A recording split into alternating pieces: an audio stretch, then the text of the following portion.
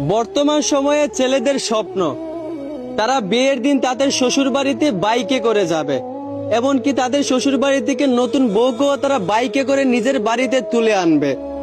আরে ভাই, বিয়ের দিন শ্বশুর বাড়িতে বাইকে করে যাবেন ভালো কথা, তবে নতুন বউকে শ্বশুর বাড়ি থেকে বাইকে করে খোলামেলা পরিবেশে আনবেন, এইটা কেমন ভদ্রতা?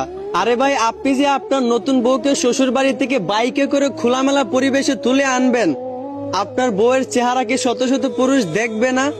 আপনার কি একটু লজ্জা লাগবে না? আরে ভাই, একটা মেয়ের জন্য তো পর্দা করা ফরজ। তো ওই মেয়েটাকে যে আপনি খোলামেলা পরিবেশে বাইকে করে আনবেন, ওই মেয়ের চেহারা কি শত শত পুরুষ দেখবে না? এত করে কি মেয়েটার পর্দা ভঙ্গ হবে না? আপনি একজন স্বামী হয়ে আপনার বোর পর্দা নষ্ট করবেন, আপনার বিবেকে কি একটু বাঁধবে না? আরে ভাই, আপনি আপনার শ্বশুর বাড়িতে বাইকে করে যাবেন ভালো কথা, তবে আপনি শ্বশুর বাড়ির থেকে নতুন বউকে বাইকে করে খোলামেলা পরিবেশে আনবেন, আপনার নতুন বউয়ের চেহারা শত শত পুরুষ দেখবে, এইটা তো কোনো ভদ্র ছেলের কাজ হতে পারে না। একটা কথা মনে রাখিয়েন, যেই পুরুষ তার বউয়ের চেহারা শত শত পুরুষকে দেখায়, সেই পুরুষ কখনো প্রকৃত স্বামী হতে পারে না। আশা করি বুঝতে পারছেন। ধন্যবাদ।